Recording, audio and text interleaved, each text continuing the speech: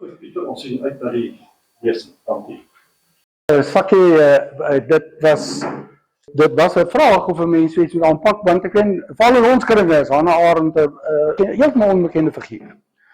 'n Paar mense weet dalk bietjie van haar boek oor Eichmann, en dan kan hulle vir jou 'n paar goedjies sê sonder dat hulle die blye boek gelees het van hom. Maar in ons wêreld is Hannah Arendt nie eintlik bekende figuur. Daar is, soos ek sê, daar's letterlik 'n groot oplewing en 'n belangstelling in Hannah Arendt in Europa. En net laas jaar was daar drie opvoerings, drie verskillende opvoerings, een in Berlyn, een in Salzburg en een in Frankryk, in Parys, waar hulle gedeeltes van haar lewe en haar werk opgevoer het, lang lopies gehad het, en allerlei aanduidings van hoe daar 'n belangstelling in Hannah Arendt is in Europa. En sy is 'n merkwaardige figuur, hoor, en eintlik baie belangrike werk, en ek wil by voorwaarde begin om te sê, ek kan maar net so 'n bietjie 'n paar venstertjies oopmaak op Hannah Arendt, hoor. Sy is 'n veelkantige denker, en oor komplekse goed het sy probeer dit deurdink en te weergee en te probeer sê hoe kan ons beter doen met regtig komplekse goed, hoor. En so ek kan dan net hier 'n paar goedjies vir julle aandui soort van. Ek wil ook by sê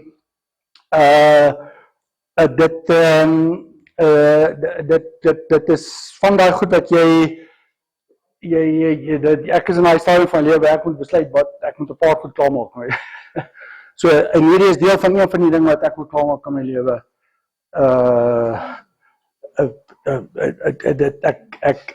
Jy weet, ek verbaas my altyd dat ek so beland in filosofie en sulke goed en so. Jy weet, so nou gaan ek julle 'n bietjie vertel van Hannah Arendt toe sy groot geword het. En ek dink ek in my eie skool en sulke goed en so, ja, my skool, ek het nie 'n klou gehad, wat kan ek doen nie.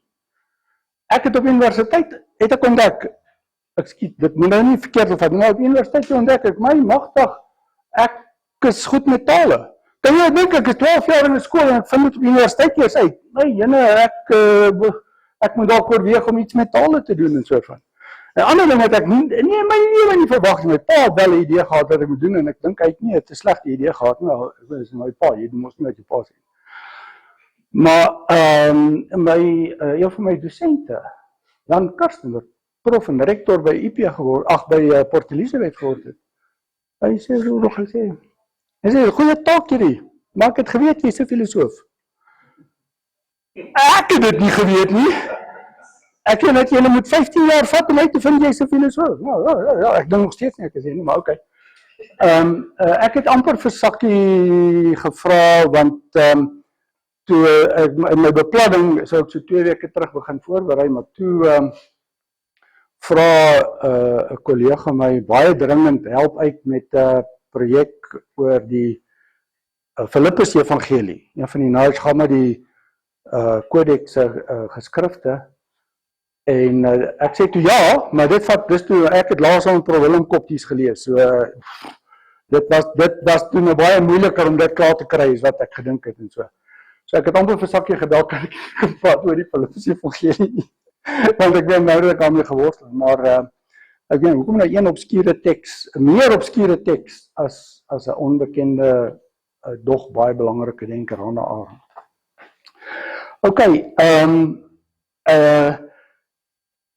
nou,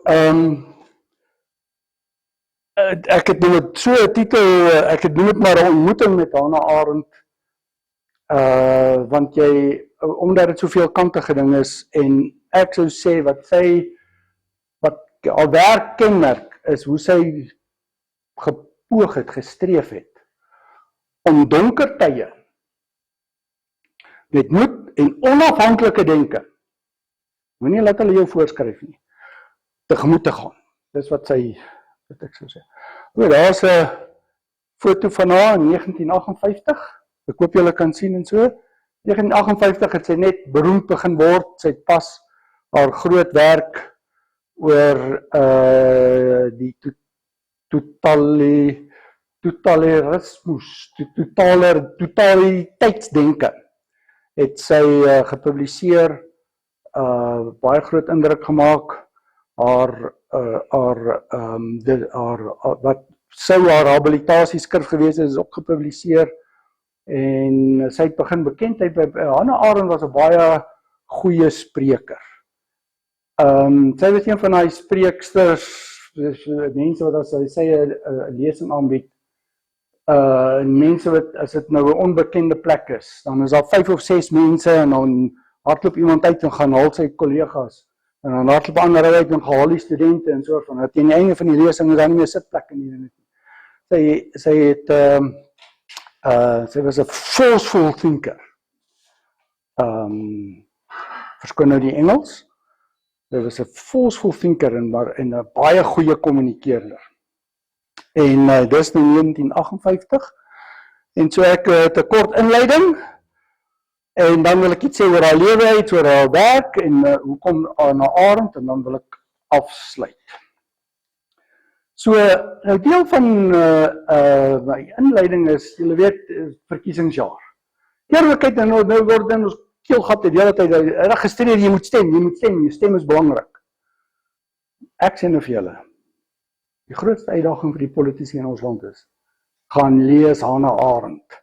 Vergeet, en vir die kiesers, vergeet jou registrasie nou voor jy registreer. Leer iets by Hannah Arendt. Dis wat ons nodig het vir ons demokrasie. In elk geval, so, en dit is die moeite werd. Sy het 3 baie belangrike boeke gepubliseer. The Origins of Totalitarianism, The 58. The Human Condition. Net die titel moet jy al sê, The Human Condition.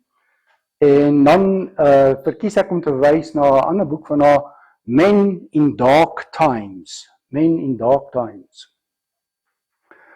Nou, julle kan, dit is nie moeilik om uit te werk, sy in 1958, so sy het deur die Eerste Wêreldoorlog en die Tweede Wêreldoorlog geleef. So jy weet waarvan praat sy sê Dark Times. Ons hou daarvan om te sê, dit is so swaar in ons land, dit is nie so swaar nie. Dark Times, né? Men in Dark Times. Ek dink nie na 'n belangrike werk moet verwys na 'n boek oor Adolf Eichmann. Ek sal daarna, so aan die einde van my praatjie, wil ek 'n bietjie daaroor praat en so van. Maar dit is een van die boeke wat dit is net 140 bladsytjies. Maar redelik maklik om te lees ook. Maar sy haarself was gefrustreerd oor die aandag wat die boekie kry. En weet julle hoe ek eintlik by Hannah Arendt, toe ek uitvind, eerste keer wat ek haar naam gehoor het, op die universiteit natuurlik, was in die konteks van Martin Heidegger. En ek was dadelik negatief oor sy het 'n verhouding nou gehad met Martin Heidegger. En Martin Heidegger, mense is een van die mees onverstaanbaarste ouens wat jy in jou lewe sal lees. En hy's getroud, hy het 2 kinders en hy het 'n verhouding met sy student. Wat hel? En so ek wil niks weet van hierdie Hannah Arendt nie. Ek moes net deur Heidegger 'n bietjie worstel en so van.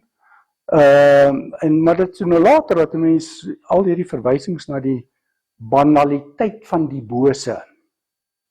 Baie treffende formulering eintlik.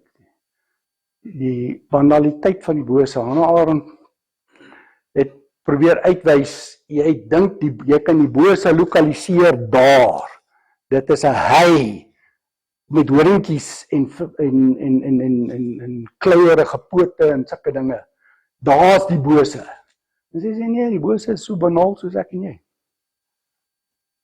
Dit is so banaal soos jy, soos wat Eichmann, sy toe Eichmann, ekskuus ek, anyway, en toe ek, maar ek voel oor sulke goed is, jy moet iemand eers, jy wil nou iets spesifieks uitvind, maar probeer die persoon verstaan, probeer die werk verstaan. Begin by die begin van die persoon se werk en dan kom jy eventueel uit en so. So ek wil 'n bietjie dit reflekteer ook in my aanbieding dat Eichmann kom eers 'n bietjie aan die einde. En as jy nou eers right. So Hannah Arendt is gebore in 1906, né? 14 Oktober 1906. En hier sy saam met haar mamma. Hoekom dit interessant is, sy is gebore in destyds was dit 'n dorp op sy eie, Linden. Vandag is dit deel van die stad Hannover in Duitsland. So ek sou sê 200 kilometer wes van Berlyn en so 100 kilometer suid van Bremen. Hannover, sy is daar gebore, maar sy het groot geword in Königsberg, wat vandag Kaliningrad is, want dit is deel van in Rusland. Nou Königsberg sê hulle dadelik, maar dis mos waar Kant was. Jy weet, Kant, baie beroemde filosoof, ou grappie net, so ek nou 'n paar grappies op probeer inkry. So, ons weet almal van Kant was by Königsberg, maar niemand weet wie was die rektor, terwyl in daai tyd nie. Ek meen, wie was die rektor van Königsberg, van die universiteit? Weet enige een van julle? Dis eintlik baie maklik, Immanuel Kant. In elk geval,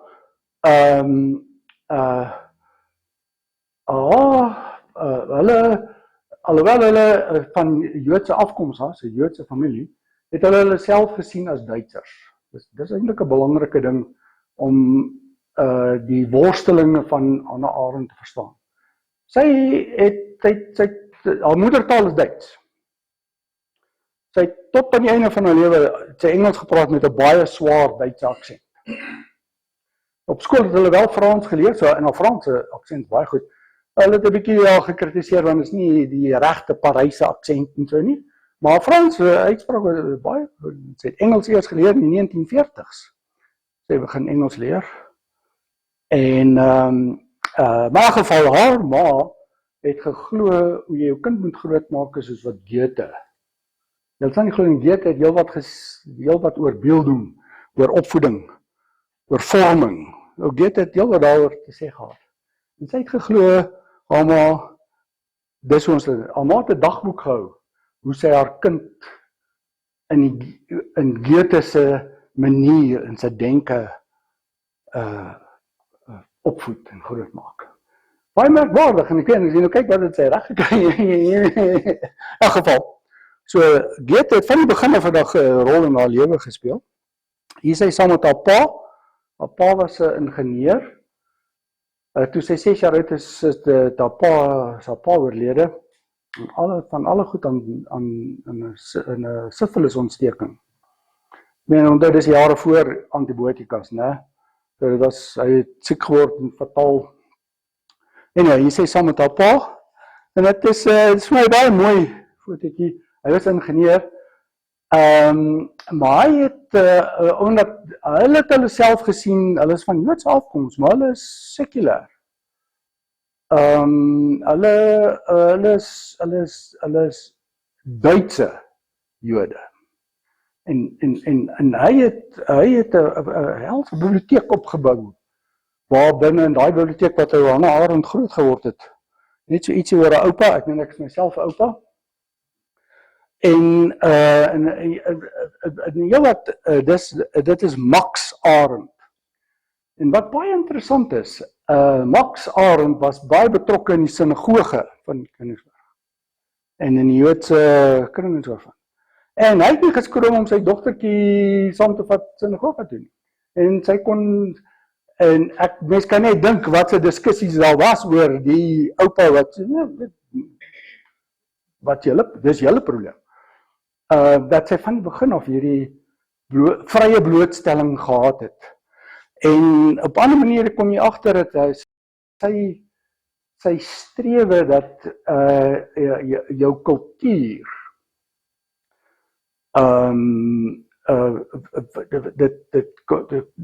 jou kulturaliteit is meer as net assimilasie.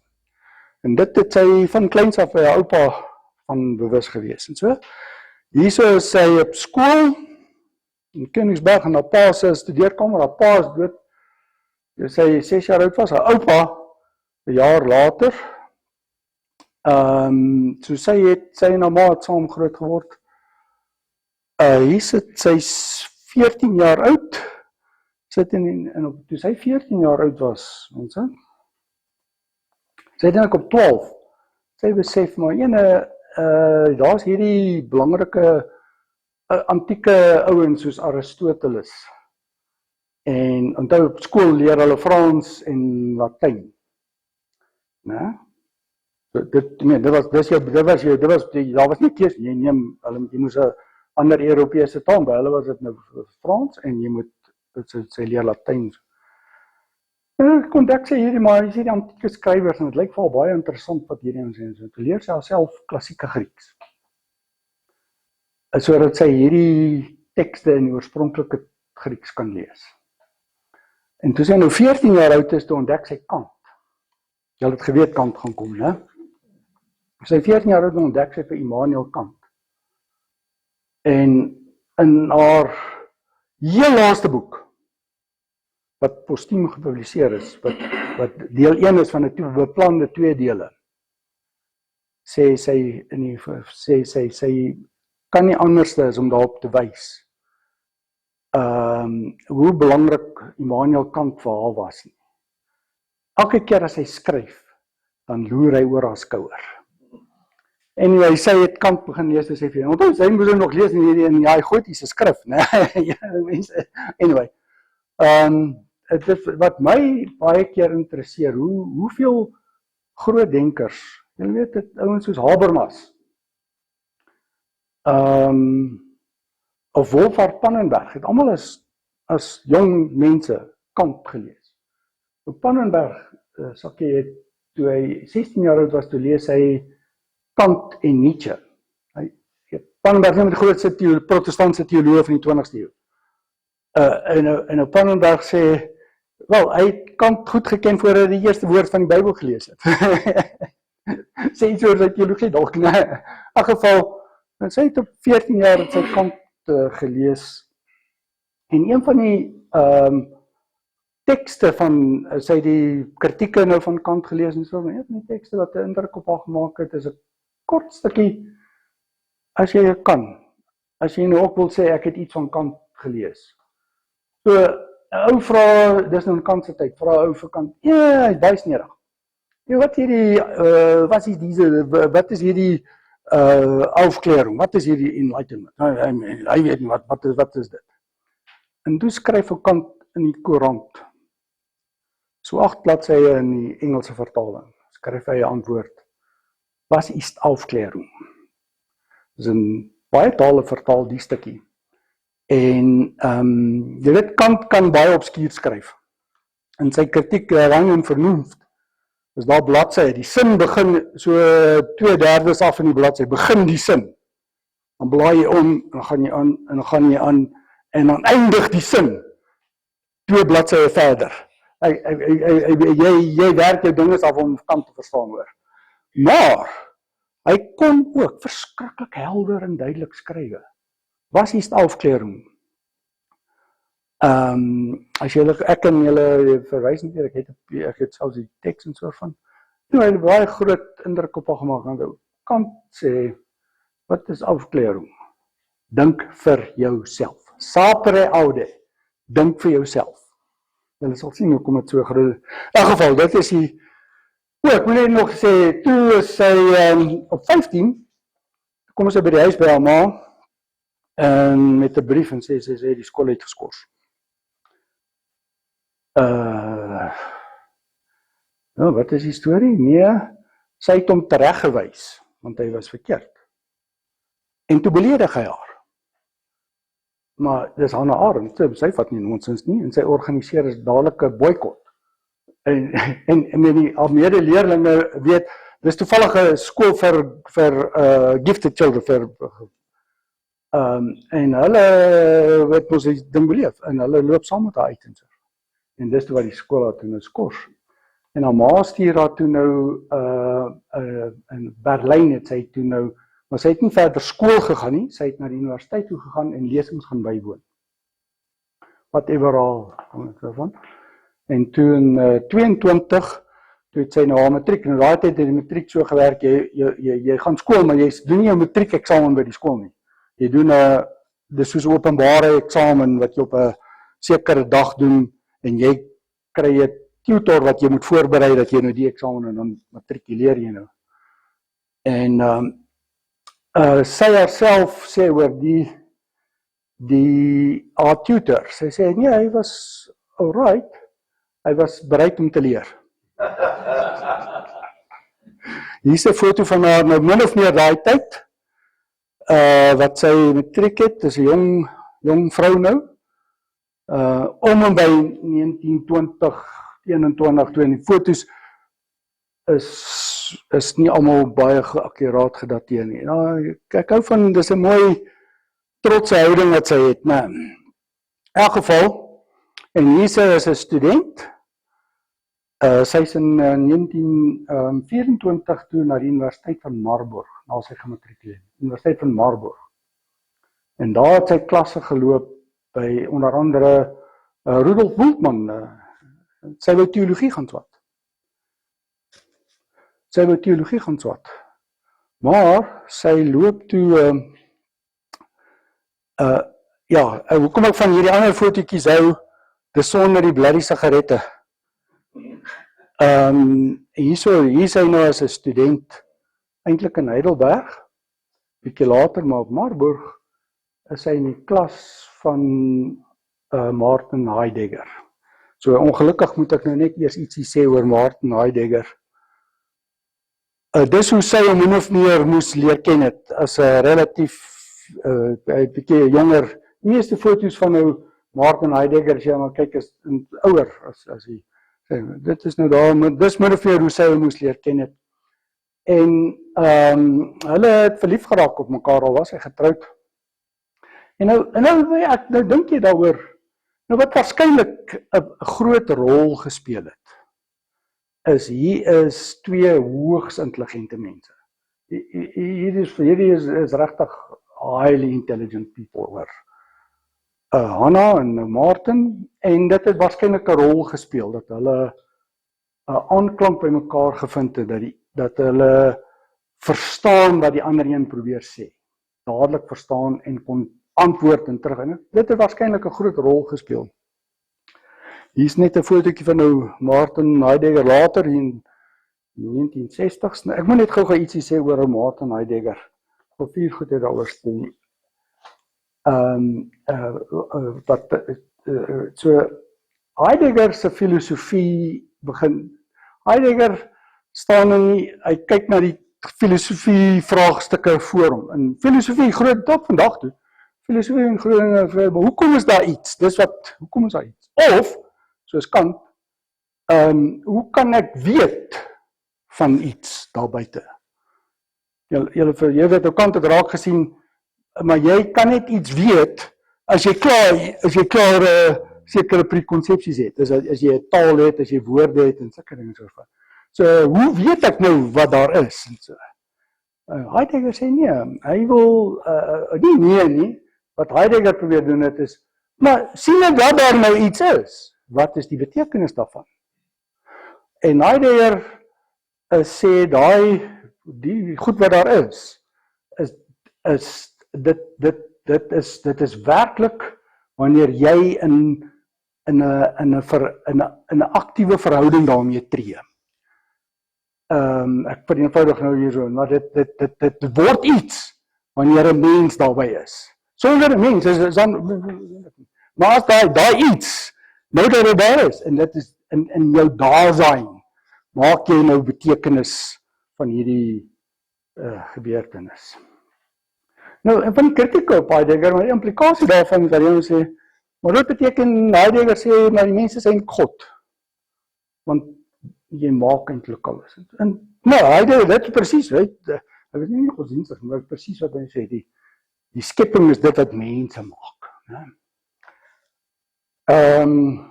So baie mensgesentreerd, né? Hy skryf vreeslike moeilike taal, en dis doelbewus, en hy verduidelik hoekom gebruik hy hierdie moeilike taal, en hoekom skep hy hierdie nuwe woorde, Want hy wil ontkom, elke bekende woord wat jy het, kom met baggage. Elke woorde kom met voorveronderstellings. So hy wil probeer skryf dat jy uit daai voorveronderstellings bietjie dit opnuut kan verstaan en so. Die dilemma is natuurlik maklik om nou in te sien en so van. Want nou moet jy al hierdie moeilike woorde verduidelik en omskryf. En dan gebruik jy weer die woorde wat jy so dit is die dilemma van waar hy hom self ingeskuif het met dit. Jy weet in die 50er en 60er jare tot in die 80er jare het die Duitse filosowe as hulle nou by mekaar was, hulle sê ek het die nuwe boek van Heidegger gesien. Dan sal dan sê antwoord ek wag vir die Engelse vertaling. In geval maar dan die vierde ding oor Martin Heidegger is wat baie denkers, baie ouens teen hom hou is. Hy het nooit verskoning gevra vir nazisme nie. Hy het wel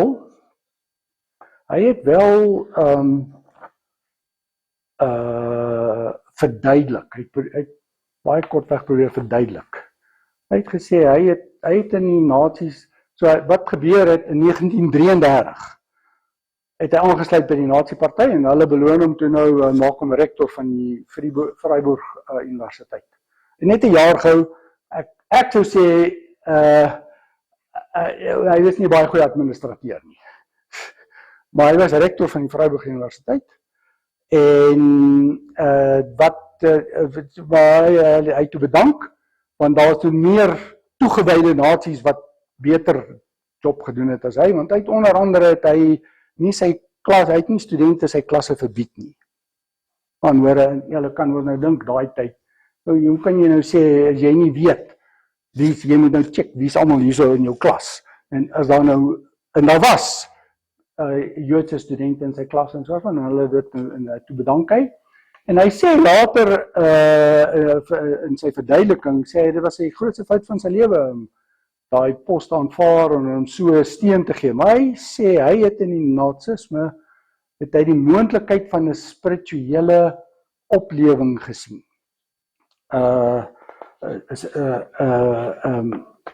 Ein spirituelles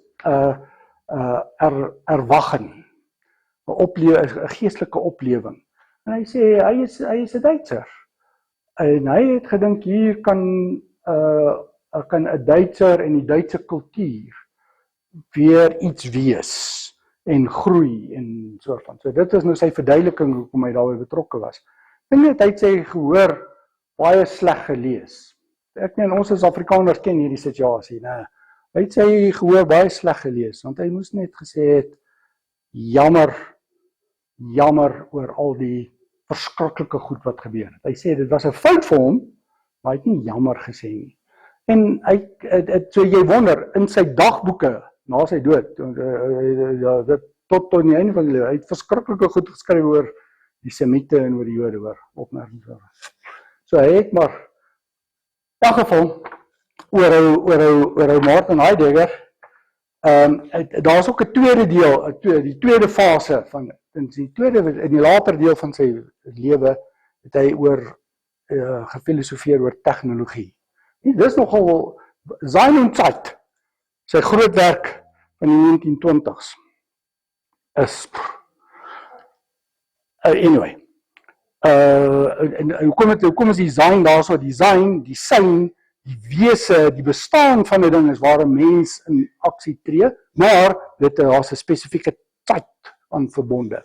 Is nie vaag, oop en los nie. Anyway, in die tweede deel van sy lewe het hy oor tegnologie geskryf.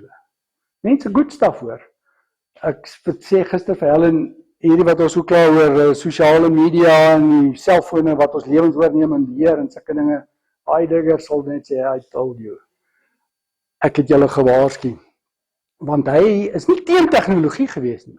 Hy het gedink is belangrik dat ons 'n deel van ons lewens en ons werklikheid moet buite tegnologie wees. Want tegnologie, die mens, jy skep hierdie fantastiese goed, maar hierdie goed vat oor en maak jou.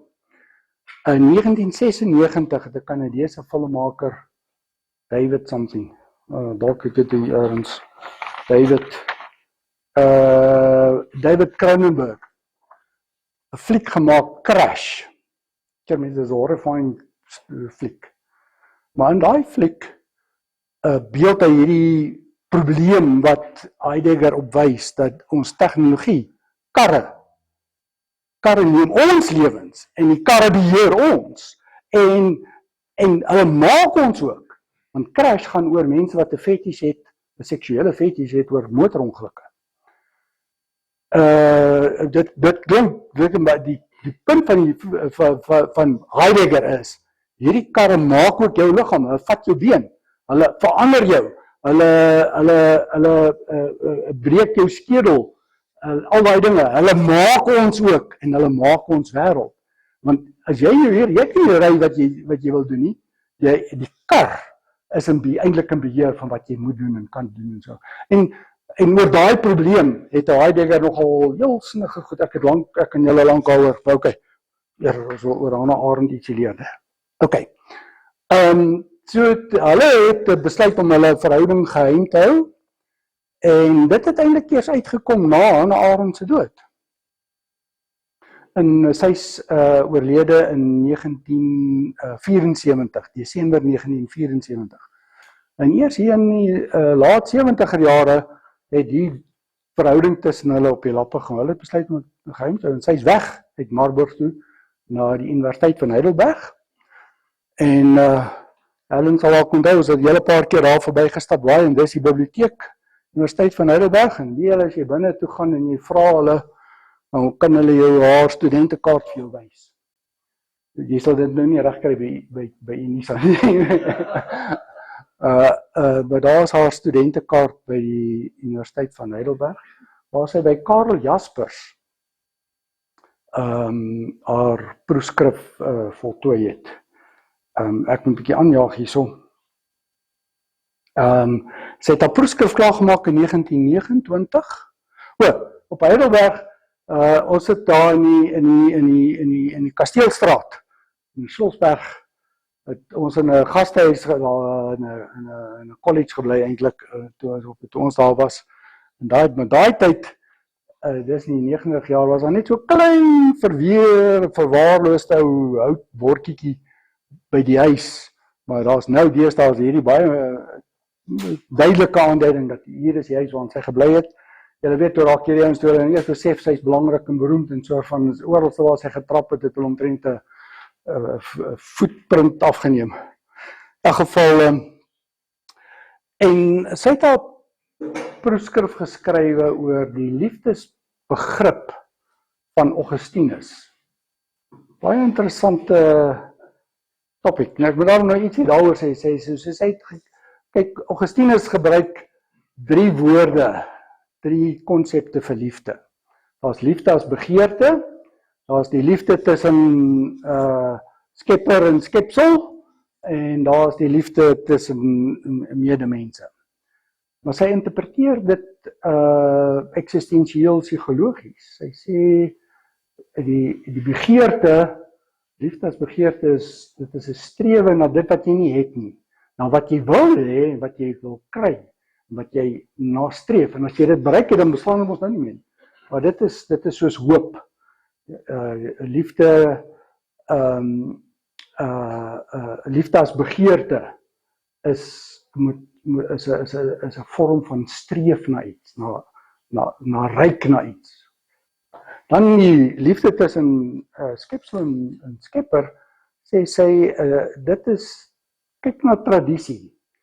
Die tradisie skep jou, die tradisie bestaan voor jou, die tradisie skep jou. Dis die skepper van wie en wat jy is en so. En dan natuurlik nou oor die liefde tussen mense, dit baie aangrypend eintlik, en so van, dit is nou Augustinus se woord caritas, wat julle kan dadelik sien, charity, die verband daar, maar caritas is daai social life, wat die beste vir die ander wil bewerkstellig. In elk geval, dis haar proefskrif, 1929. Sy het dit 'n paar keer probeer verwerk en verbeter.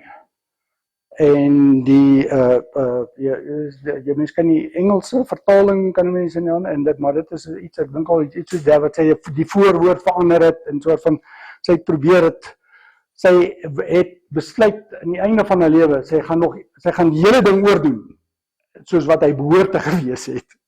Maar sy het dit opgegee, haar lewenskrag, ja, sy het dit opgegee op die projek.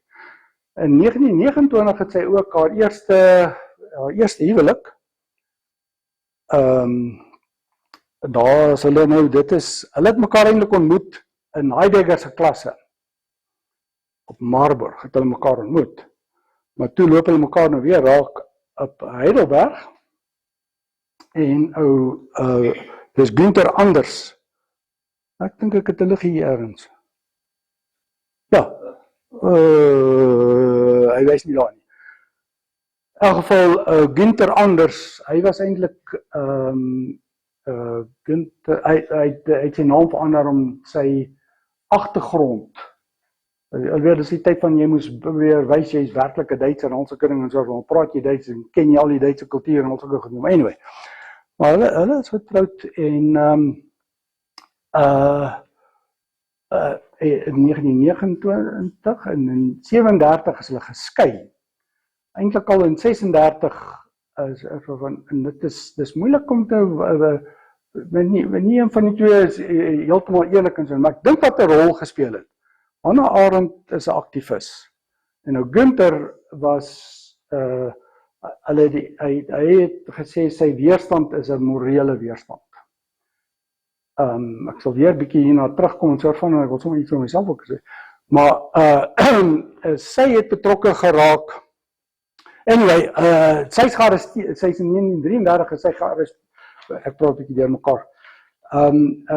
Hulle is getrouwd en geskei en na sy dood, hy is in iets soos 1990 dood, en toe 2011 verskyn daar 'n boek by Beck oor die Kirchenschlacht dialoge met Hannah Arendt, wat hy bietjie vertel oor die gesprekke wat hulle gehad het toe hulle jong getroud was. En een gesprek wat hy het is waar hulle op die klein balkonnetjie van die woonstelletjie wat hulle hier sit en kersies eet. Hulle het 'n groot mandjie kersies gekry en hy sê, Hannah Arendt daar was net een ding wat sy liewer was as die kersies, is sigarette. En nou sit hulle en eet die kersies en gooi die pitte aan die een kant en sy wil konfyt gekook het. Sy was 'n baie goeie kok. Günther sê, tot sy verbasing kom hy agter en sy is 'n meester in die kombuis. Een van haar baie skills wat sy aangeleer het. Later in 'n ou lewe sy sê hierdie van jy wil dialoog met mense is, maak vir hulle kos. Is dit nie interessant nie, né? In elk geval, sy het by in een deel van een van die dialoge, Günther was 'n filosoof in sy eie reg. Günther was baie pessimisties oor menswees. Mense is useless, man. Mense het geen plek in die natuur nie. Mense is eintlik oorbodig. En hoe gouer ons oorbodigheid aanvaar, hoe beter. En Hannah Arendt, wag 'n bietjie. Ons weet dat ons kan oorbodig wees. En ons is die enigste skepsel wat dit weet. En net die feit dat ons dit kan weet, maak dat daar iets is om oor te. So, hulle het lang gesprekke tussen gehad en hy fokus het die kern van die gesprekke tussen hulle twee daar. Alles uit mekaar uit, dink ek. Sy was aktivis. En Günther, toe die Gestapo Hannah arresteer in 1933. Toe sy by die huis kom, toe is Günther weg. Toe sy Parys toe. En hulle is in 37 het hulle geskei. Ek dink dit het 'n bietjie rol gespeel. Toe sy nou, die Gestapo het haar gearresteer en vir 8 dae in 'n gebou is sy opgesluit gewees. En sy sê net self, gelukkig was die polisieman wat haar moes bewaak was vatbaar vir oortuiging. Ek weet nie wat dit beteken. Ek wil jou net gou ietsie vertel van nou, toe hulle mekaar nou raakloop op Heidelberg, was by 'n maskerbal, wat hulle dans. En hy sê vir haar, weet jy,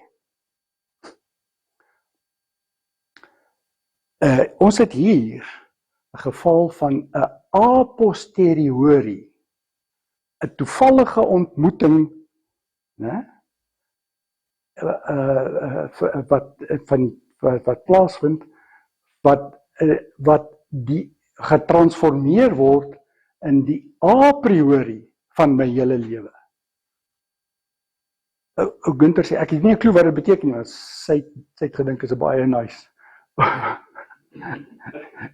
Die a posteriori van 'n toevallige ontmoeting word getransformeer in die a priori, getransformeer tot die a priori van my hele lewe. Anyway, in elk geval, toe sy die Gestapo het haar gearresteer en sy vlug toe via Praag en Geneva na Parys toe.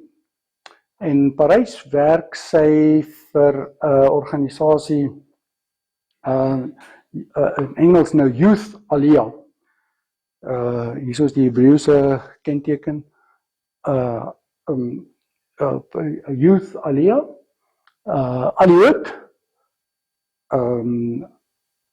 Aliot Hanogar. En dit is 'n organisasie wat Joodse kinders gehelp het om vestiging te kry. Onder andere nou in die Britse mandaat van Palestina natuurlik. Want daar was hierdie vlaag kinders uit Duitsland uit. Ek weet nie, ma en pa word gearresteer en hulle ignoreer net gewoon die kinders. En ouers stuur ook hulle kinders weg, want wel weet en hulle kan nie. En so jy het hierdie klomp seuns en meisies wat en sy was betrokke by wat hulle gehelp om vestiging te kry en so. Maar nou het sy in Parys en so in 1941 val Duitsland Frankryk binne en so van. Hulle kom in Parys en hulle vra waar is jou dokumentasie? Wat sy natuurlik nie het nie. Sy kon nie dokumentasie kry in die Nazi-bewind nie. Ek kan julle sê hoe 'n groot rol dit in Hannah Arendt hierdie ding. Kan jy jou voorstel, hier's 'n mens, 'n volledige mens. Jy het niks gedoen nie. Jy slim, jy werk, jy doen jou ding en so van, maar jy het nie 'n stukkie papier nie. En op daai stukkie papier skiet iemand jou dood. Weet ons praat maklik oor vlugtelinge en vlugtelingstatus en sulke goed en so van. Sy het dit beleef, konkreet. 17 jaar lank.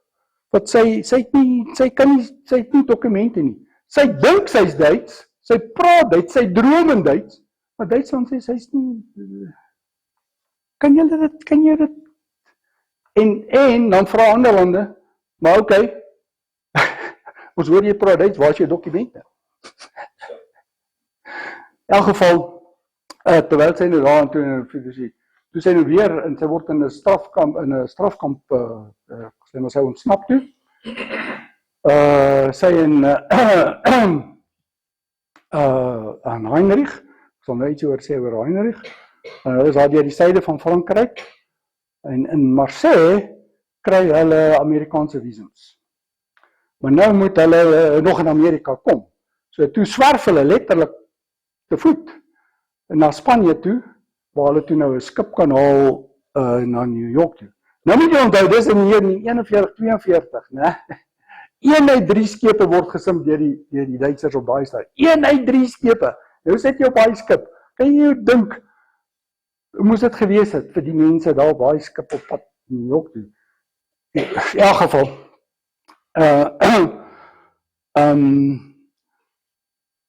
Ek wil net ietsie sê oor haar, sy het toe nou gekyk in Europa, in sommige lande in Europa, maar in Duitsland, as jy wil 'n professor word, jy wil 'n dosent word, moet jy proefskrif voltooi, jy moet 'n doktersgraad hê, maar jy moet ook 'n habilitasieskrift voltooi. Jy moet habiliteer. Dis soos 'n tweede doktersgraad, 'n tweede proefskrif en so van. En sy het gewerk aan haar habilitasieskrif toe die Gestapo haar arresteer in 1933. En sy het redelik gevorder met hom en sy vlug toe nou na Parys toe en wat sy het en sy maak die habilitasieskrif bykans klaar. Sy kom daaraan en wat sy het is handgeskrewe, is haar notaboekies, handgeskrewe bladsye en 'n paar hoofstukke wat daarom getik is en so. Dis wat sy mens. Sy verwerk dit en maar skryf haar habilitasieskrif. Klaar in hier val Duitsland in en sy word in 'n kamp aangehou. Al haar besittings is weg. Jy weet hoe die ons gewerk, hulle kom haal jou en jy sien dit nooit weer nie. En sy is in hierdie kamp aan 'n vlug daar uit en so sy het haar habilitasieskrif verloor. Gelukkig het sy 'n kopie. Jy weet hoe tik met deurslagpapier en nou daar, ons generasie ken dit daarom nog, wat jy met deurslagpapier getik het, né? Sy het so 'n kopie vir 'n ou meneer van Gershom Scholem gestuur. Gershom Scholem, die eerste professor in Hebreëse in die Hebreëse Universiteit in Joodse mystiek. Anyway, en nou in die 50er jare sê hy vir wat het geword van die ding? Sy sê nee, hy's gone. Hy sê nee, ek het daai afskrifie wat jy vir my gestuur het. En dit is toe gepubliseer in Engels vertaal en is hierso is in Engels vertaal en gepubliseer in 57 en is Rachel Varnhagen, The Life of a Jewess. Rachel Varnhagen is aan die Napoleontiese tydperk. Was sy 'n Duitse Jodin wat daai tyd kon meisies nie na skool toe gaan nie, maar wat haarself geeducated, self opgevoed het, baie suksesvol, baie invloedryke persoon eintlik gewees en so. En Hannah Arendt vreeslik met die Rachel geïdentifiseer en so van. Dit is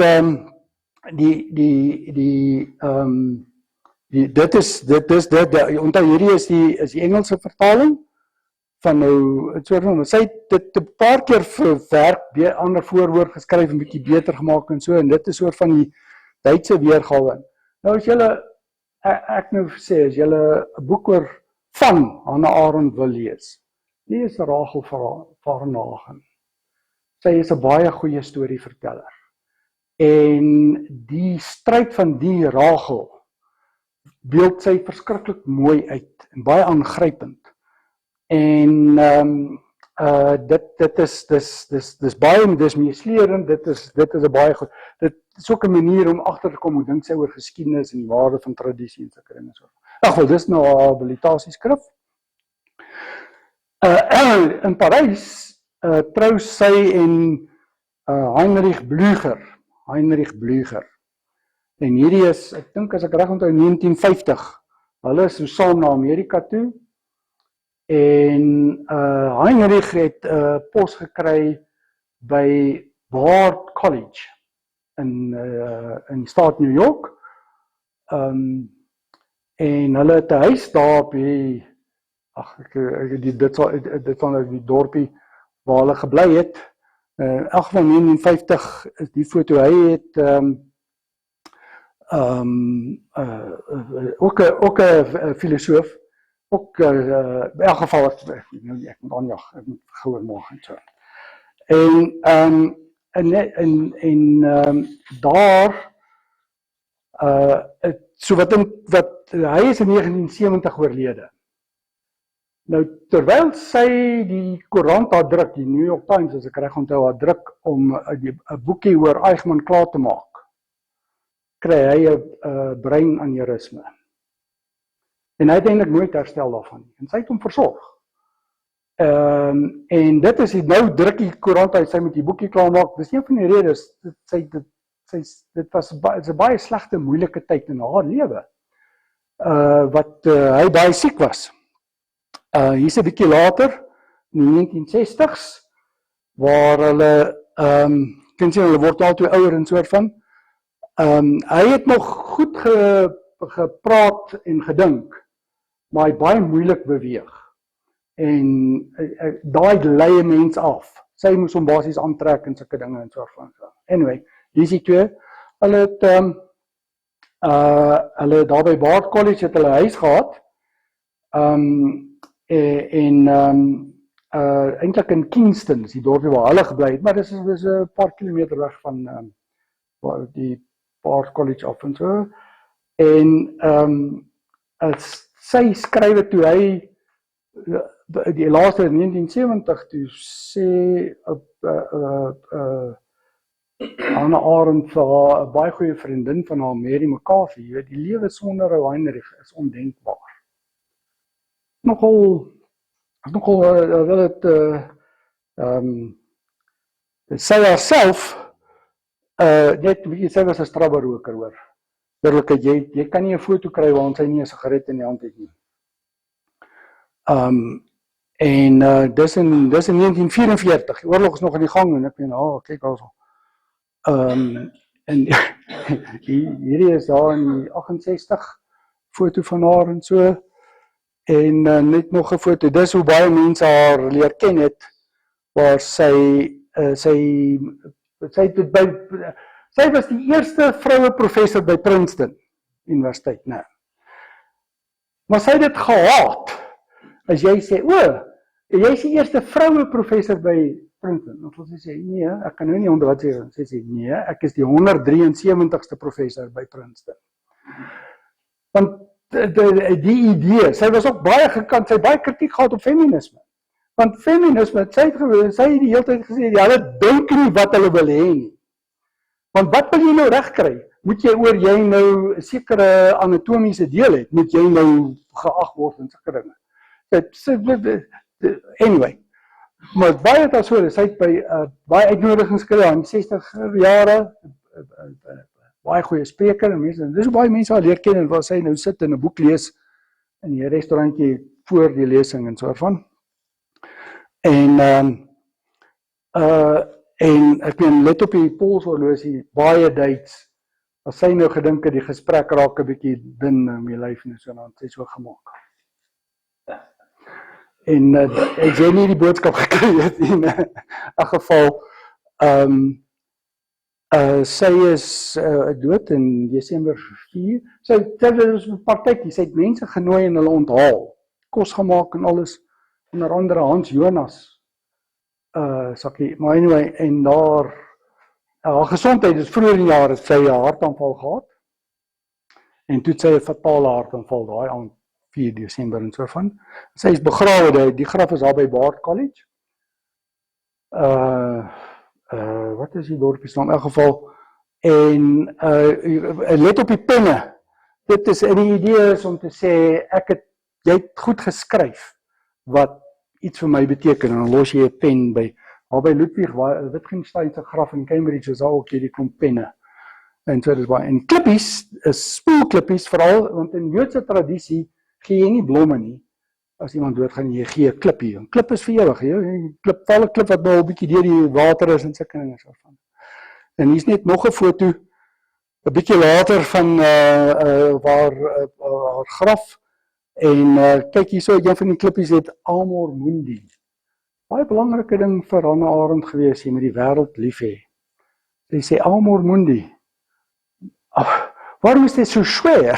Hoekom is dit so swaar om wêreld lief te hê? Maar en dis 'n baie belangrike faset van haar. Jy kan sien, hier's 'n paar penne wat op daar rond lê. OK. Nou moet ek baie vinnig bietjie oor haar werk praat. Ek het maar gedink om hierdie skets uit te beeld, wat toe sy Engels leer, toe besluit sy ook, sy moet leer beter tik. Hierdie 2 vingertjies tik gaan nie werk vir haar nie. Die lewe is te kort daarvoor, en toe het sy geleer tik. Op 'n stadium toe soek Heinrich vir haar 'n nuwe tikmasjien. En dan wys hulle die opsies en so, en dan kyk hy die ding so, hy sê nee. Sê, maar wag tog, hy sê, daai goed gaan net 'n paar dae hou. In geval, so dit beeld bietjie iets uit van haar werk en so. Ek wil net so haar baie beroemde boek, The Origins of the Total. Dis hoe sy toe uitgekom het, die boek so gelyk. As jy so iets op jou rak het, kan jy nogal brag daarmee. Dis die soort van eerste uitgawe. Vandag as jy 'n kopie in jou hand sal hy waarskynlik so lyk. Vandag se kopie is 'n frisboek hoor, so jy weet 440 bladsye. Interessant, Hannah Arendt, alle boeke en publikasies en praatjies het altyd 3 punte. So 'n struktuur van 3. Dus pedagogies 'n baie oulike idee. En ek dink natuurlik sy het dit geleer by Hegel. By Hegel. Toe sy begin klasloop het by Martin Heidegger. Hegel. So alle boeke daar is altyd so 3 dele in so van. En kom ek probeer gou vinnig vir julle opsom. Sy sê so totalitêre denke is bo. Dis die donker tye. Mense met totalitêre denke. En waar begin dit? Is waar jy 'n ander nie meer ag nie. Dis waar dit begin. Daai wat jy dink 'n ander het nie bestaansreg nie, het nie 'n plek nie. Omdat jy so begin dink, dan is jy onafwendbaar op die pad van totalitêre denke. Dan kan jy net so hierdie boek is klomp, jy weet jy kry mos sulke organisasies dan sê hulle beste 100 boeke van die 20ste eeu en die 50 boeke wat jy moet lees en al sulke dinge so van en die boek is gewoonlik op al daai lyste hoor. En sy het ook probeer, ek moet daarom ietsie daaroor sê, so ons moet 'n nuwe politieke bestel probeer kry waar 'n ruimte waar ons met sy praat en hierdie waar politiek nie net is vir om wins te maak nie, maar politiek is om vryheid te skep sodat jy kan wees wat jy kan wees en so voort. Daar's ook ek kon dit deel kan sien. Daar's sy nuanceer en werk uiteindelik dis good stuff hierdie hoor. Nie haar maklikste werk nie, maar dis the human condition. Hier is 'n goeie boek om te lees hoor. You will never be the same again, if I may say. Sy sê oor geweld is die ouens wat geweld word gedoen deur mense wat bang is, wat nie dink hulle beteken iets nie. En nou gaan hulle gebrek aan betekenis op jou forceer met geweld. Sy sê ook, daar's baie aspekte wat ek soort van sy in human condition praat sy ook oor die aktiewe lewe, die kry die vita contemplativa, die lewe wat kontempleer, maar dan wat sy wil hê ons moet die vita activa, jy moet aktief wees. Jy moet betrokke raak. As jy die wêreld lief hê, as jy met hom verskil, radikaal verskil. Eers en hy begin dreig, hy gaan jou skiet en sulke dinge. Dan sê maar jy probeer dialoog. Gewoonlik is niemand het probeer nie, nou so. As jy 'n dialoog probeer, van die opsies is jy dalk nie met die persoon kan praat nie, maar jy kan betrokke wees by baie ander dinge wat daai dialoog sal begin moontlik maak. Jy moet die wêreld lief hê, jy moet kan sê, daar's goed in hierdie wêreld waarvoor ek lief is. Wat ek dink is die moeite werd om mee voort te gaan, om te sê, hier is 'n basis waarmee ek kan werk. Die vita activa. En is die jongen, deesdae lyk hy so, dit is, ja, die uitgawe. En een van die dinge wat sy daar oor die aktiewe lewe is, weet ons wil die hele tyd wegkom van pyn en lyding en so van. Sy sê, nee, the human condition is such that pain and effort are not just symptoms which can be removed without changing itself, without changing life itself. They are the modes in which life itself, together with the necessity which it is bound, makes itself felt. For mortals, the easy life of the gods would be a lifeless life. Daar baie in daai opmerking hoor.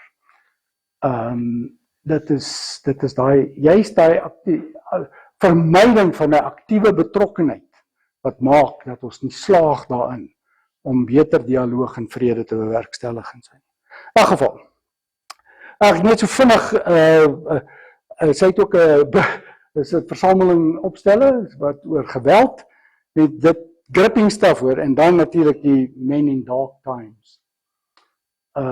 Wat hy soort van bietjie historiese vertellinge vleg in haar filosofiese analise. Baie, ja, laat ek aangaan soort van, en nie is nou, soos ek sê, sy was genooi om te kom praat by talle plekke en soort van, en hier so 'n voorbeeldjie waar sy 'n lesing aanhou, en jy kan net wonder, as jy kyk na die naam wat agter die bord is, waaroor het sy gepraat daar by daai geleentheid en soort van. En dan wil ek oor haar werk verwys, so as jy vandag nou na Hannover toe gaan, en jy die voorstad Linden nou, dan kan jy nou die huis waar sy gebore is, kan jy die plek besoek, ja, die huis bestaan nie meer nie, en 'n klompie graffiti ons het dit versier, die plek, die huis daarso, die markplaats daarso, en daar kies hulle die opmerking, niemand het das recht zu gehorchen. Niemand het die reg om gehoorsaam te wees nie. En dit kom uit, dit is wat sy daarmee probeer wys in dark times, né? Hoekom is dit dark? Want mense gehoorsaam. En hulle verweer is, maar dit is my, hulle verweer is, maar wat moet ek nou doen? Ek het net bevele gehoorsaam. En sê sy maar, ja, gehoorsaamheid is nie reg nie. Jy sal nou nie glo nie. Laat ek net so vinnig so 'n bietjie uit Men in Dark Times vir julle lees. So daar, sy sê in Dark Times, sê sy in die voorwoord, sê sy, political questions are far too serious to be left to the politicians. It's your storytelling. Say, education is the point at which we decide whether we love the world enough to assume responsibility for it. Dit is deur education, wys ons neem verantwoordelikheid. And by the same token, save it from that ruin, which, except for renewal, except for the coming of the new and the young, would be inevitable. Violence is an expression of impotence. Generally speaking, violence always arises out of impotence. It is the hope of those who have no power. Anyway, en net gou 'n bietjie oor niemand dat as reg te gaar. Hoekom daai uitspraak so beroemd geword het? Julle sal nou nie glo nie. Hierdie is in Bolzano, in Italië. Toe ons al was, ag julle weet, in Italië te reis en goed te gaan besoek. Is altyd moeilik. Is altyd moeilik. Want 50% van die plekke wat jy wil besoek is in restauro. En die ander 50% is daai dag wat jy daar is nie oop nie. Dit is familiedag of whatever en so kan. So dis moeilik en so. Toe ons daar by Bolzano is, toe was die ding 200 nette en goed en so. Ek kon nie 'n foto neem nie, so ek het hierdie en so van Wikipedia. So in Bolzano waar Mussolini moes 'n gebou bou het hulle dit afgebreek en 'n staatsgebou in die plek af van opgerig en soort van, en as 'n skrif, kein mens hat das recht zu gehorchen. In 3 tale daarso, in een van die Roomse tale en in Italiaans natuurlik. En wat sy daarmee wil sê is, wat sy probeer sê, dit sal nie glo nie, jou Eichmann, en sy verhoor. Toe sê hy, ja, maar hy het maar net gedoen wat Kant gesê het hy moet doen. En ek dink natuurlik, tot op daai punt was Hanna eintlik baie skepties oor die hele storie. Want toe in 1964 te vra, maar onthou jy, weet jy dat Eichmann, want sy is Kant is 'n belangrike denker van. In 64 te vra hy vir, maar weet jy dat Eichmann, asof sy nie daar was nie, né? Jy weet mense, né? Weet jy dat Eichmann hom beroep het op Kant? En sy pluk 'n bietjie moer daarso en sê, ja, wat weet jy van Kant af? Want die frase kom nie van haar af nie. Dit kom van Kant af, wat gesê, die kategoriese imperatief beteken nie, jy het die reg om te gehoorsaam. Die kategoriese imperatief beteken jy moet dink. Jy moet eers dink en dan weet jy wat jy kan doen en nie moet doen en sulke dinge en so voor jy nou. In geval, kein mens het das reg. Daarmee sy dit beklemtoon dat jy kan nie jou verantwoordelikheid vir jou keuses, die verantwoordelikheid vir jou keuses afmaak. En jou keuses lê baie keer in baie onskuldige dinge. Dink jy? Sy het ja, ag nou, ek het al 'n bietjie gesê oor wat sy bedoel het met jy het nie die reg om gehoorsaam te wees nie. Sy probeer sê jy blinde gehoorsaamheid is 'n oorgawe, is 'n losmaak van jou menslikheid. Sy skryf oor Eichmann, sy sê, het Eichmann nooit gedink, hierdie vormpies wat hy so invul, hierdie nommertjies wat hy optel, het hy nooit gedink, wat gebeur nou, as hy nou daar teken en hy sit sy stem bo, het hy nooit gedink, wat gebeur, sê, dis wat sê, dink vir jouself 'n bietjie, wat gebeur nou as ek hierdie papiertjie hier so aangee? En dit is ook iets vir ons, jy weet ons, vir ons Afrikaners. As het 'n klomp gedink, het is nooit regtig gedink. Wat het ons nou gedink? Nee, ons het nie gedink nie, dit is so simpel soos dit. In geval, jy deur nie te gedink het, wat gebeur nou? Wat doen hierdie dinge? Wat is die mens, daai nommertjie, wat is die mens aan die ander kant? Wat sou dit wees as ek in daai skoene moet klim van daai mens wat nou hierdie nommertjie na verwys? Hoe sou ek daaroor? En sy sê, so jy deur nie te dink nie, deur jou te beroep op gehoorsaamheid, ontken jy jou menslikheid. Dit is eintlik 'n baie kras opmerking. En dan sê sy, die groot ding is hierso, as jy moet dink, jy moet nie hoor wat sê jy moet dink, jy moet dink. Sapere oude, né? En jy selfs onder onderdrukkende toestande of autoritaire heerskappye is individue aanspreeklik vir die betekenis en gevolge van hulle optrede. Sy het natuurlik gesê, dis goed dat hy die doodstraf kry. Van nou, Joodse kritici, kyk, Eichmann on trial, het in Israel, tot vandag toe is daar plekke waar ouens, wil moet weet nie die. Sy het nog gesê, Eichmann moet die doodstraf kry, ja, is oké, dat hy die doodstraf kry. Dis nie dat maar sy het daarin raak gesien, dat die eintlike probleem wat hier plaasvind, die boosheid, is nie Eichmann nie, maar dit is 'n manier van optree, 'n manier van waar jy jou oorgee aan 'n bureaukrasie, onnadenkend. In elk geval, so hoekom? En hier het ek hierdie, dit is in Berlyn nou, die Hannah Arendt Strasse, en laat ek net 'n bietjie, so, hier is sy by Eichmann se verhoor, wat sy nou sit en luister. En sy het Eichmann, sy het gedink hy sal ontwors. Hy perform, en hierdie idee dat hy kom op Kant beroep en so, daai toe die 64 vra, van toe wil sy sê, wat weet jy van Kant af? Dit is die laaste ding wat jy kan sê, jy kan, in elk geval, terwyl jy weet dat Kant het, was so erg oor moraliteit, oor jou etiek, dat van die kritiek op hom is, maar hy sê, God is moraliteit. Want as jy nie moreel, jou morele optrede, sê alles van jou geloof en jou. In elk geval, dis daar wat sê, en dis hoe die aanvanklike, die eerste boekie, weer eens, as jy so 'n koepie het, dis worth money hoor, maar aanvanklik, Eichmann in Jerusalem, a report on the banality of evil, dis 'n goeie, dis hoe hy deesdae lyk as jy Penguin Classics, natuurlik Penguin Classics, die foto van Eichmann voorop, en hier in sy verhoor, en iets wat sy sê in die boekie is, the sad truth is that most evil is done by people who never make up their minds to be good or evil. Nah? Make up your mind to be a good person. So, hier is die Hannah Arendt Strasse in Berlyn. Dit is by die gedenk monument vir die Holocaust in Berlyn. Daar so kan julle sien is die Brandenburger Tor. En hier kom baie mense om kyk na hierdie en weet nie of hulle loop in Hannah Arendt Strasse nie, né? Hoekom ek maar die foto saamgebring het is so die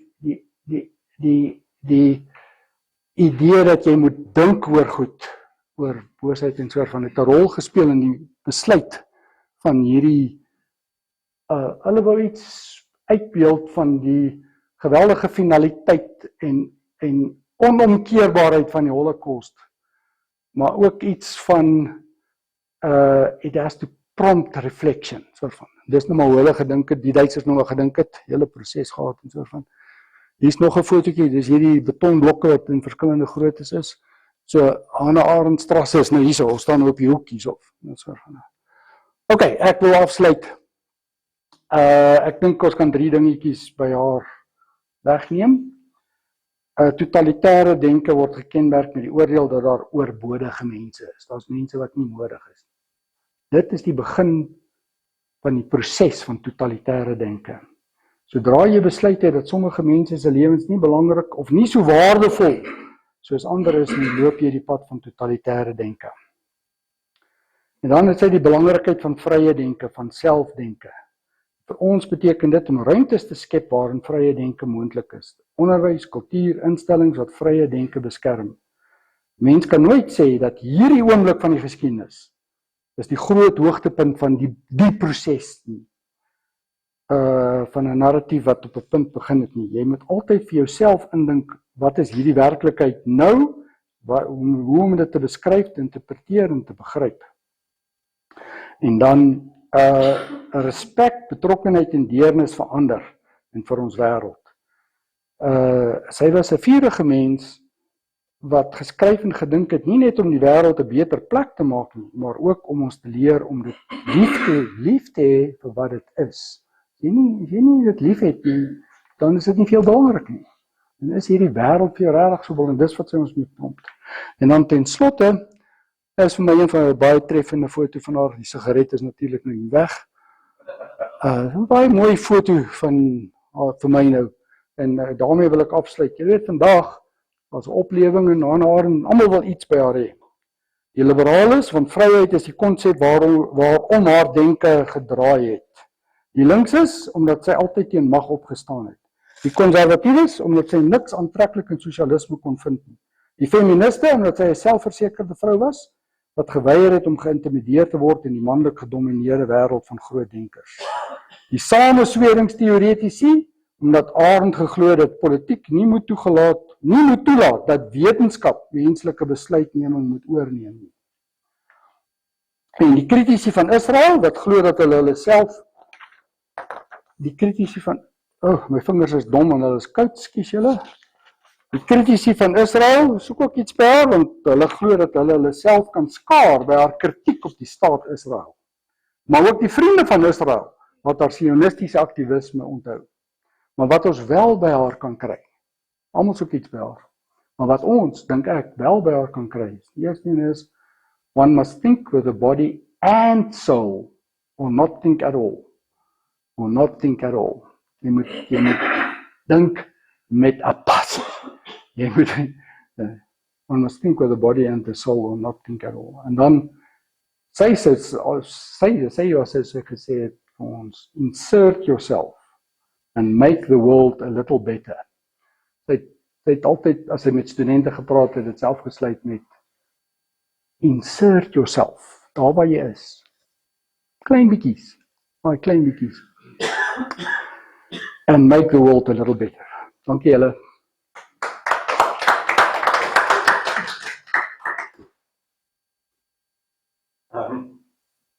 Dankie.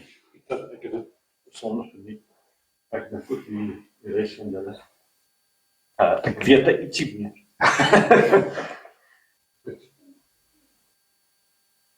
Pieter, net tweede, die eerste ding is, jy het gepraat van iPhone se nommertjies. Kan ek dit nou maar so noem. En ek dink ons kan dit ook nader bring huis toe. Mense wat daai speletjie speel en sê, kom ons maak 'n stryk 16 van Kaapstad af.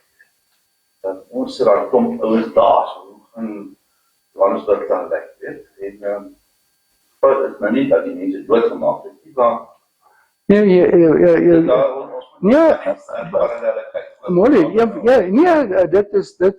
dit is hoekom Hannah Arendt 'n belangrike denker is. Wat ons stimuleer om te reflekteer presies oor dit. Daai besluitnemers het nie gedink nie. Hulle het nie gedink oor daar's mense en hulle het die eenvoudigste beginpunt van die proses. Wat van die mense? Hulle het nie gedink oor dit. Hulle het nie gedink nie. Herman Gillomee wys daarop, toe die Nasionale Party in bewind kom. Hulle het eintlik 'n hy sê 3, baie eenvoudige foute gemaak.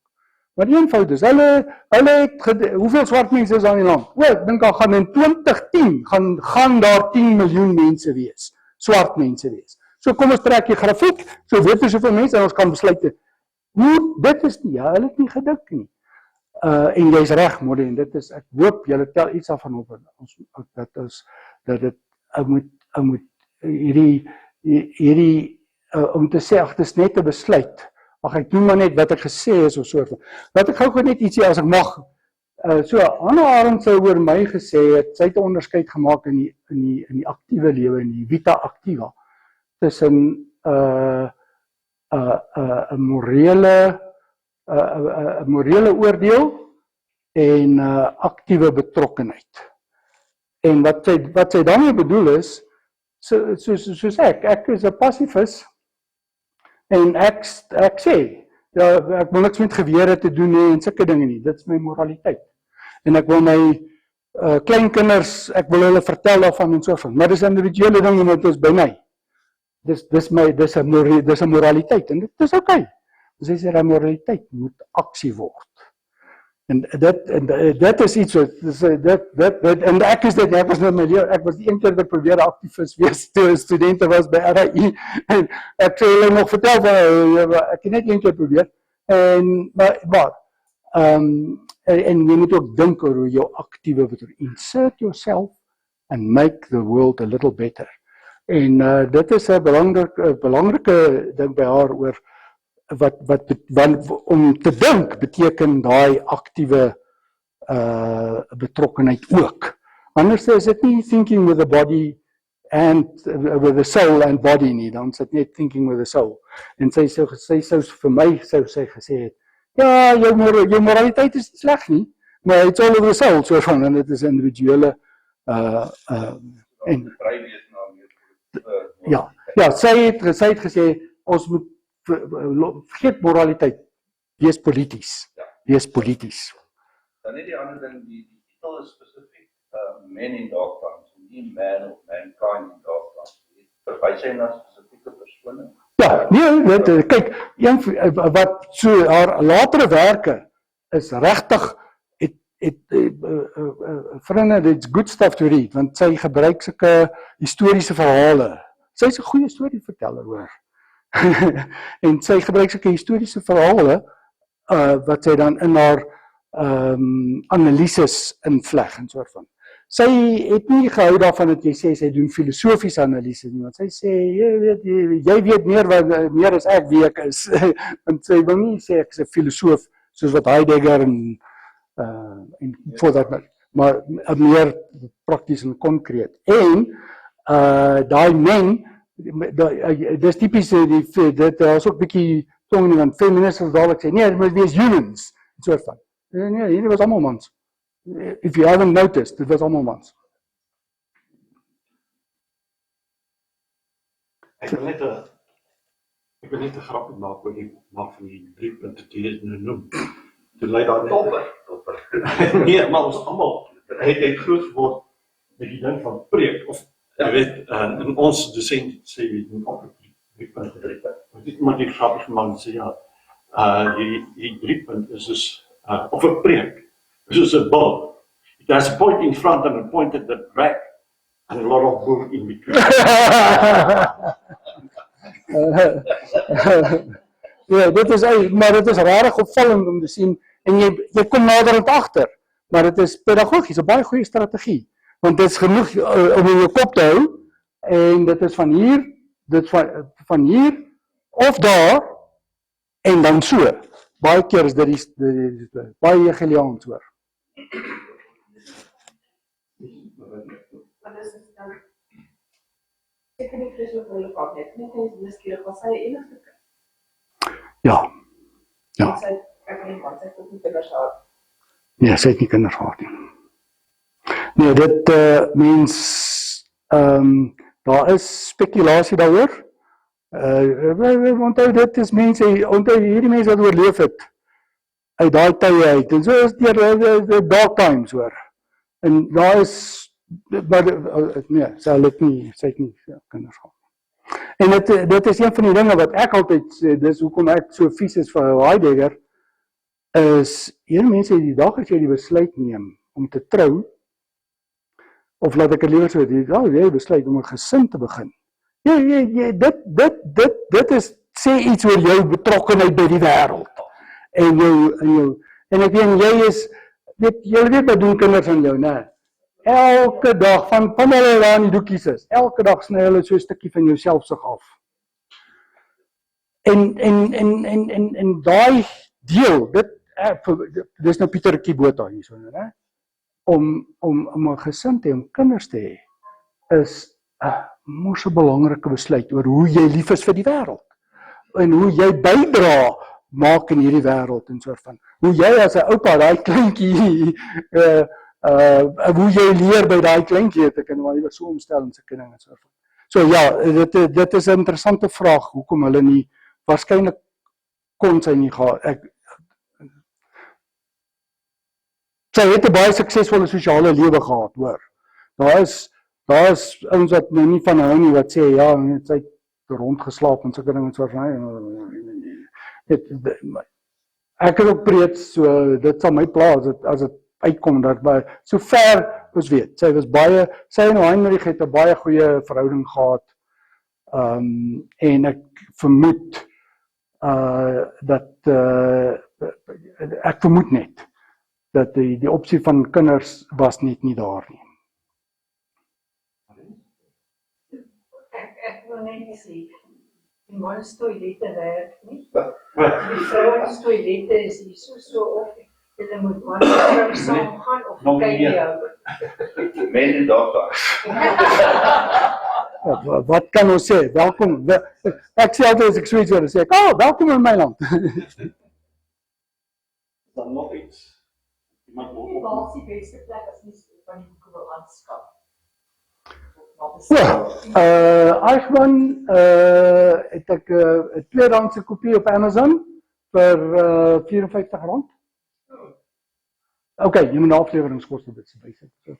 Die ander boeke, jy kan baie van hulle is in PDF, daar's ook baie goeie boeke oor haar. As jy belangstel, stuur my 'n WhatsApp, daar's 'n fliek gemaak.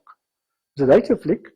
Die aktrise wat Hannah Arendt uitbeeld, mense, dis acting of the highest thing, dis regtig. Dit is maar in Engels oorgeklank. Jy kan kyk, Hannah Arendt, A Life in Dark Times, is die flieksnaam, maar dieselfde ons wat die fliek gemaak het ook 'n dokumentêr oor haar gemaak, wat jy op YouTube kan kyk. Good stuff. Stuur my WhatsApp en sal ek julle die link stuur, as jy so wil. Haar boeke is geredelik Human Condition is nog in print, in druk. Eichmann is ook in druk, maar jy kan 'n baie goeie tweedehands ene kry. Nou nie die fancy versions wat eers uitgekom het nie. En Rachel Varnhagen kan jy ook op Amazon kry. Ek dink harde band R1980 en die sagte band R950 of so iets. Maar daar is PDF's oor hierdie goed beskikbaar.